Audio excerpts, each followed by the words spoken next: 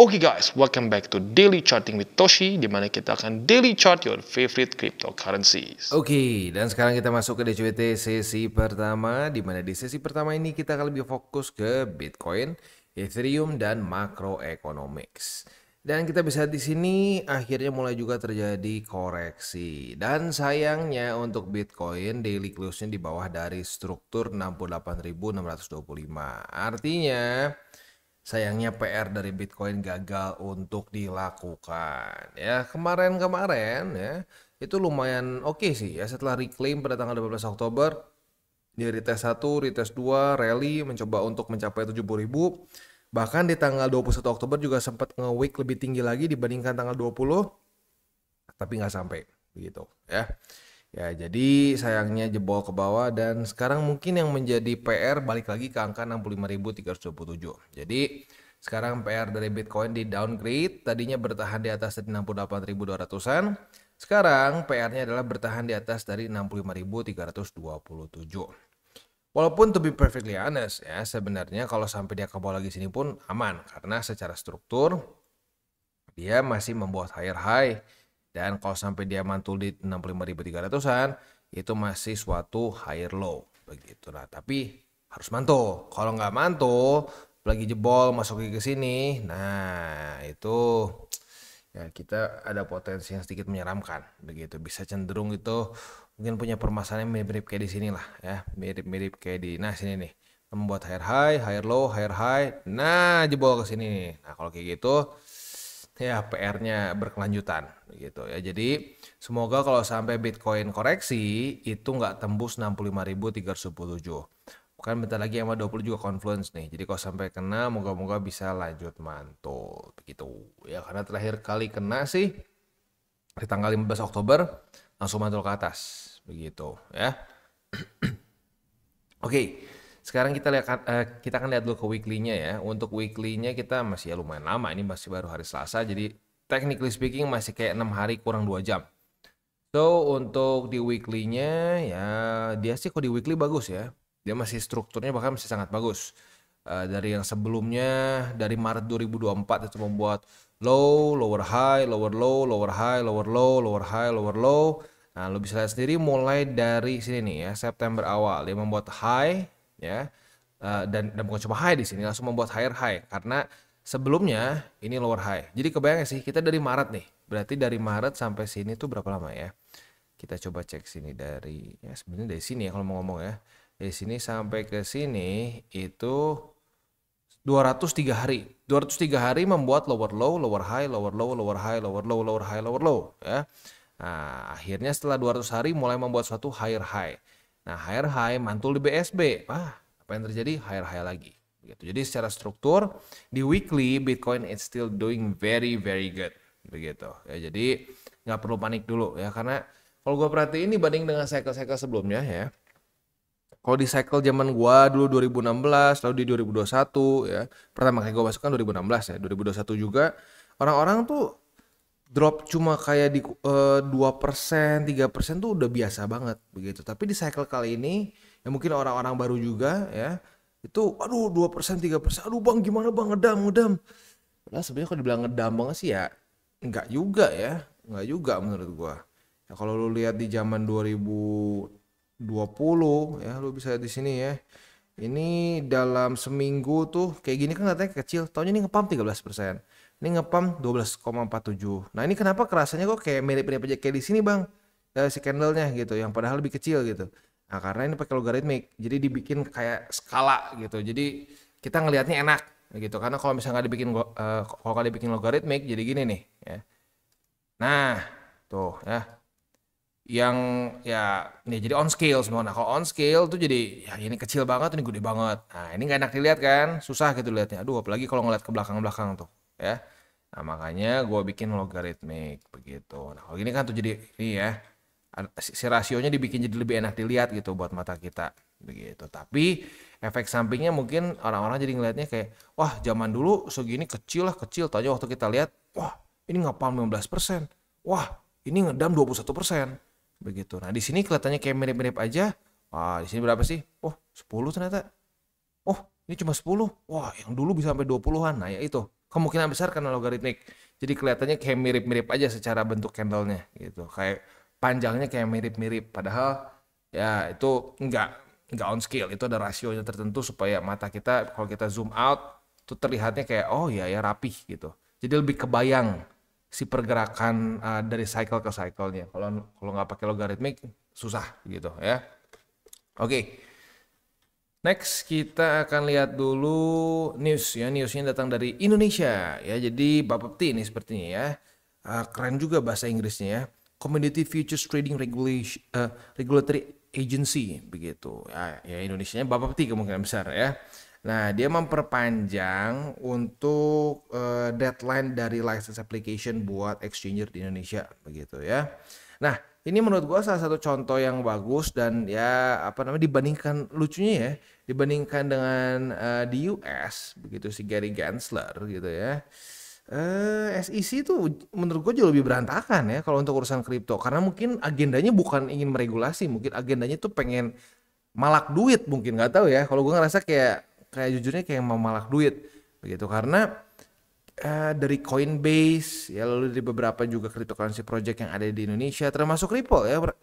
Ripple, Coinbase itu meminta regulasi dari SEC. Tapi SEC nggak kasih begitu. Saat mereka bilang oke ya berarti nggak ada regulasi ya. Oke kita bikin ya project kita ya. Kita lanjutin ya. Tiba-tiba isu. Nah nggak adil kan. Nah di sini di Indonesia mending ya jauh lebih mending ya.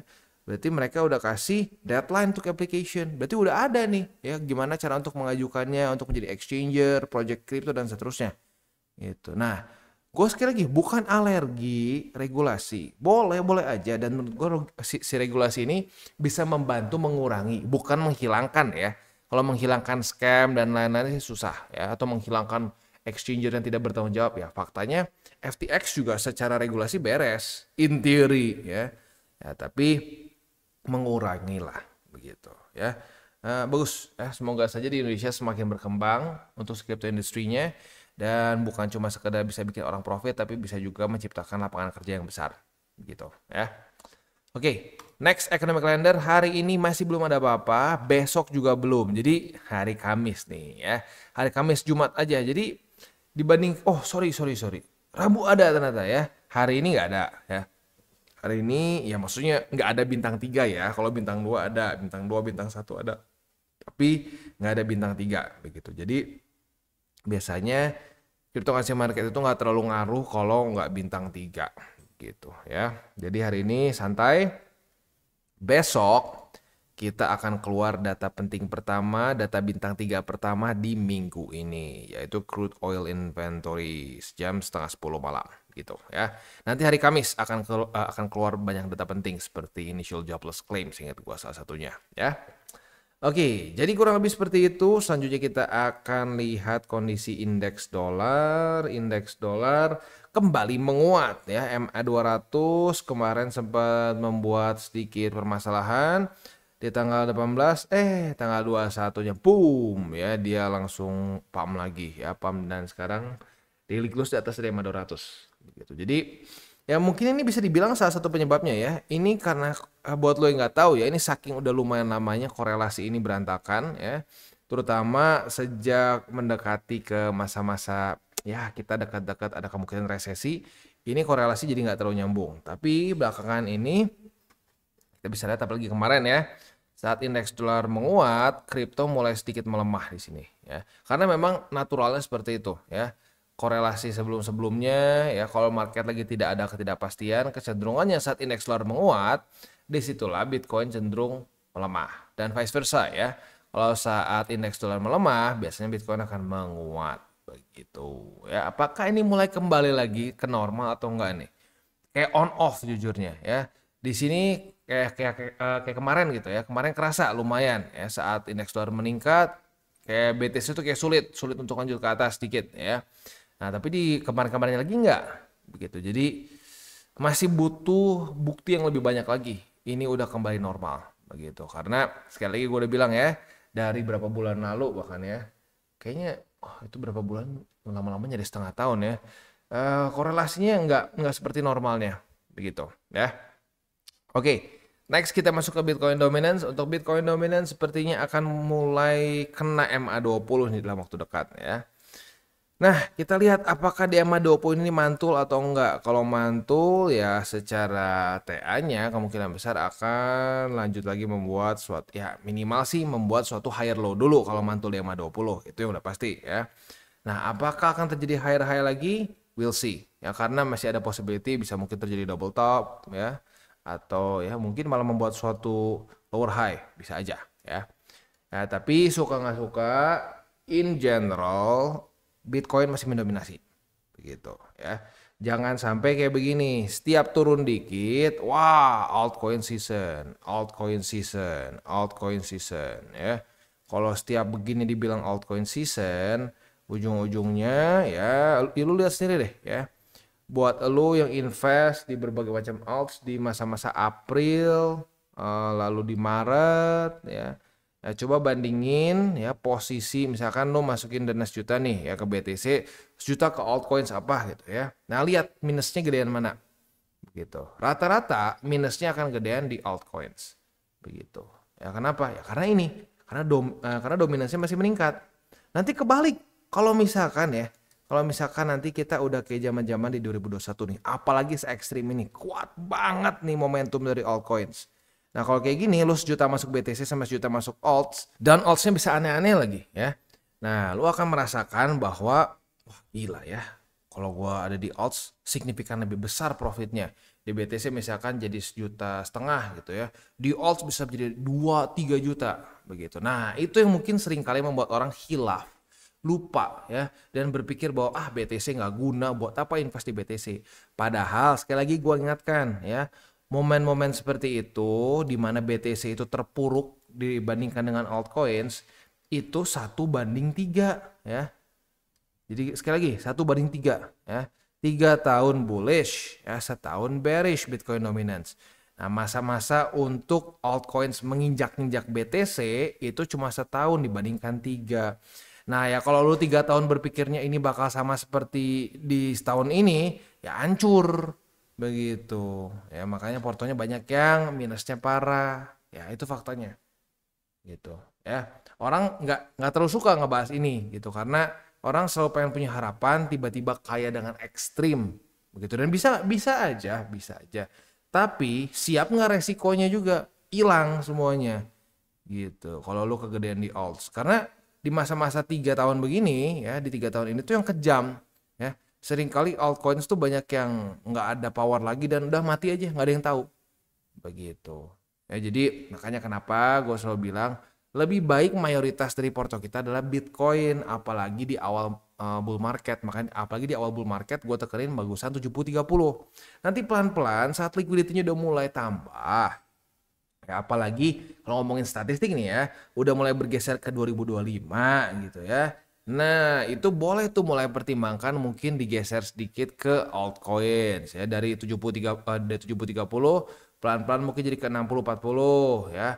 Kalau udah lanjut lagi, udah ada semakin besar konfirmasinya, interest rate makin turun ya. Kita langsung lihat di sini visualisasinya ya.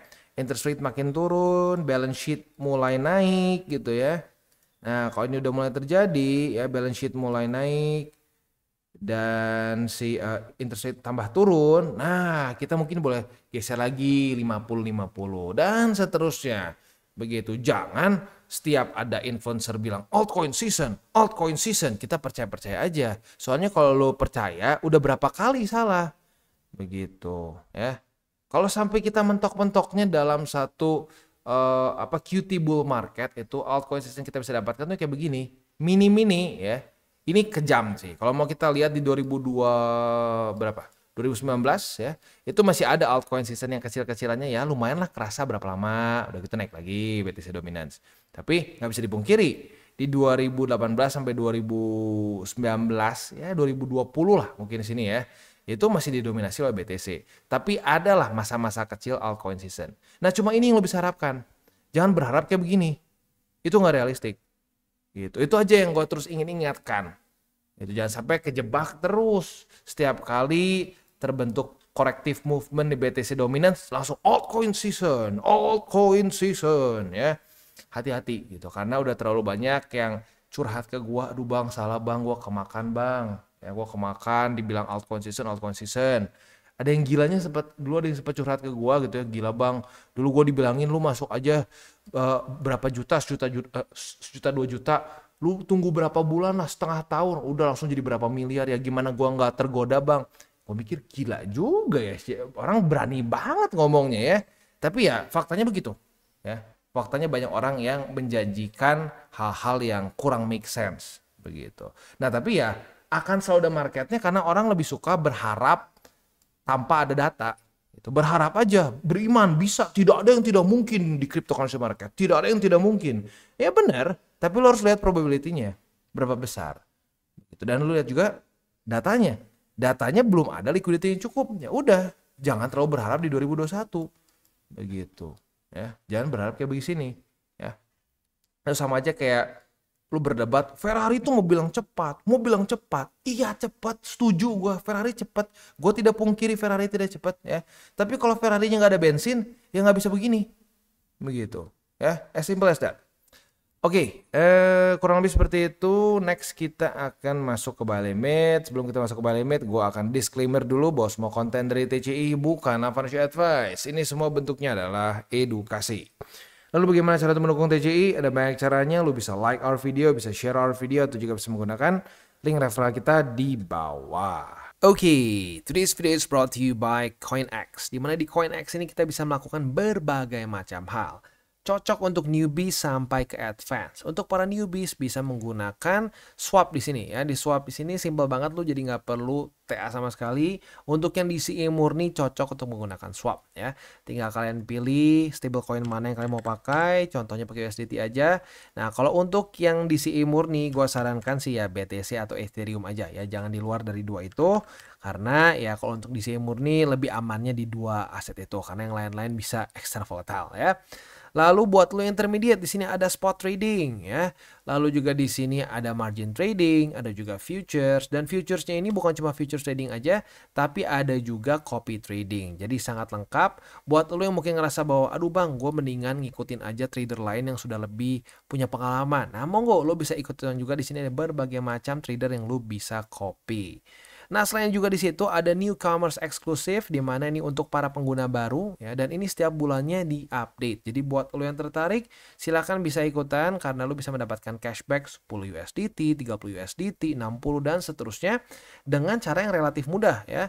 Seperti complete first deposit ya. Lebih dari 40 USDT bisa dapat 10 USDT cashback. Mantap ya. Nah, selain juga di situ kita bisa earning aset yang sudah kita beli. Misalkan kita sudah akumulasi BTC, Ethereum, dan berbagai macam altcoins lain ya. Nah, di sini kalian bisa ambil juga yieldnya. Begitu, ada FTM, ada BTC, dan seterusnya. Bahkan USDT pun saat lu masih nganggur nih, belum dipakai beli nih, USDT-nya juga lu bisa masukin ke sini, ke earningnya mereka ya.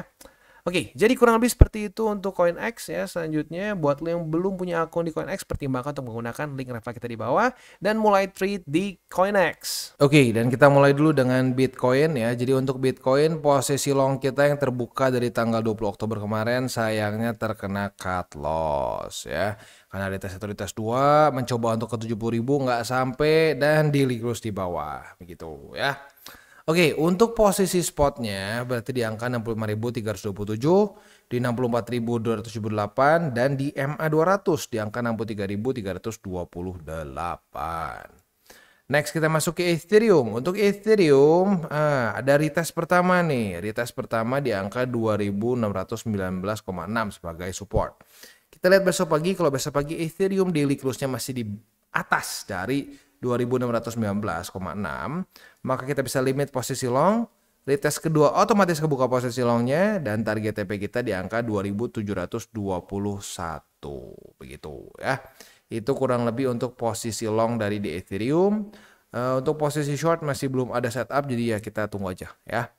Oke, untuk posisi spotnya ya, untuk posisi spot. Jadi kalau ada orang yang mikir, bang gimana bang DCA spot tuh DCA jangka panjang tuh gimana? Nah, untuk spot ya, itu adalah kategori untuk spot. Jadi kita bisa pasang buy limit di 2.619, 2.552, dan di MA50 karena 20-nya kayaknya dalam beberapa hari lagi akan confluence dengan struktur ya. Oke, itu kurang lebih untuk DCWT sesi pertama ini. Sebelum kita tutup, gue ingin ingatkan lagi ya, dan lagi ya. Eh, DCA-nya please dibaginya sesuai dengan ya kodratnya DCA ya, averaging. Jangan sampai lo kemarin ngerasa ketinggalan di sini ya. Gue udah sedikit ini ya, gue udah sedikit malas jujurnya. Gue mau nanya Sato nih nanti ya. Ada yang report lagi nggak nanya bang, cut loss dulu nggak bang, cut loss dulu nggak bang? Karena setiap kali terjadi momentum seperti ini nih, begini, begini, begini, apalagi yang begini nih ya, yang sehari ngepump 11% gitu ya. Nah, nanti berapa lama setelah ke reject dan koreksi akan ada yang nanya, bang, cut loss dulu nggak ya bang ya? Soalnya gue udah nggak ada dana nih. Nah, artinya apa? Lu all in kan di atas. Nah, itu FOMO berujung all in. Ini gue belum tanya ke Sato nih, ya karena belum ketemu Sato hari ini. Nanti gue coba tanya, apakah mulai ada yang nanya-nanya lagi, bang, cut loss nggak bang, cut loss nggak bang? Please ya, coba sembuhkan diri sendiri gitu ya, jangan all in mulu begitu. Lu mikir gini kan, gue hajar semua di sini, gue takut ketinggalan kalau naik lagi. Nah kebalikannya, kalau turun siap nggak? Nah gitu aja, semua tuh harus dibalik aja. Lu siap nggak dengan possibility kebalikannya? Kalau siap, monggo silahkan, nggak masalah. Nah tapi jangan sampai udah naik begini, hajar semua di satu posisi, ngerasa takut ketinggalan, taunya malah turun. Nah tinggal nanya-nanya lagi, bang cut loss nggak ya bang, gue udah nggak ada dana. Ya siapa suruh semuanya ditembak di satu tempat. Gue udah sering bilang, ini gue sampai berbusa ya, 10 peluru minimal ya, 10 peluru gitu ya. Dan itu buat sebulan pun 10 peluru tuh kurang seringnya ya. Nah apalagi kalau lo dana, misalkan dana dingin nih 1 juta, bagi 2 aja ya, 500.000 sekali tembak. Ya udah, tembak di sini sekali, tembak di Ethereum sekali, habis sudah. Dan dua-duanya nggak pucuk banget lah. Tapi satu support doang di atas, that's it. Ya. Nanti kalau lanjut turunnya ke bawah, panik. Nah, kita trading nggak boleh panik, investasi nggak boleh panik. Nah, makanya kenapa DCA ini banyak banget yang testimoni ya, para subscriber kita yang udah lumayan lama, yang sudah change their ways ya, dari para gambler menjadi investor ya. Mereka tenang, tidur enak ya. Bahkan futures pun enak gitu. Kenapa? Karena semuanya jelas aturannya. Jelas gimana jaga resikonya. Begitu. Nah, yang bikin lu nggak takut tuh apa? Yang bikin lu takut apa? Karena lu nggak tahu, aduh ini gimana ya? Aduh gue besok liquid atau enggak ya? Nah, tapi kalau lu punya SOP, ya lu tahu lu nggak akan liquid. Paling antara cut loss atau kena TP. Gitu. Atau kalau untuk posisi spot, antara lu dapat posisi lagi di bawah, akumulasi lagi ke bawah, atau average down atau average up. As easy as that. Makanya orang enak. Begitu ya. Ingat ya, kita rata-rata gak akan bisa jadi professional trader, dan gue udah pernah coba jadi professional trader. Hidup nggak? Hidup sih ya, tapi gue nggak kuat, mental gue capek begitu ya. Jadi gue ngerasa gue lebih nyaman dengan cara ya udah long term aja. Dan lucunya, ironisnya, saat gue mencoba untuk lebih udah long term aja, futures iseng-iseng profitnya jauh lebih gede dibandingin gue trading for living. Yang ada malah apa? Ya profit, hidup bisa gitu, tapi stres dan ironisnya lebih kecil hasilnya dibandingkan dengan gue berpikir panjang. Buat apa? Gue berpikir panjang enak, tentram, ya, tidur nyenyak, profit lebih gede dibandingin sama lo stres, ngeliatin chart terus dan lain-lain. Ujung-ujungnya profitnya lebih kecil. Gak make sense kan kalau kita pilih pilihan yang pertama. Tapi banyaknya orang memilih pilihan yang pertama. Biar keren, trading for living. Ujung-ujungnya apa? Ya, boncos. Begitu. Ya bukan cuma stres, tapi malah boncos juga. Jadi ingat untuk para newbies ya, yang tadi gue bilang. Oke guys, jadi itu adalah akhir dari segmen DCWT kita pada hari ini. Dan jangan lupa, bagi kalian yang merasakan manfaat dari segmen ini, jangan lupa untuk share ke teman-teman kalian. Dan apabila lu pengen mensupport channel kita, ya TCI, jangan lupa untuk menggunakan link referral kita di bawah. Nggak wajib ya, tetapi apabila lu menggunakan link referral kita di bawah, ada macam-macam ya, dari Bybit, Huobi, Maxi, toko kripto, dan banyak lagi ya.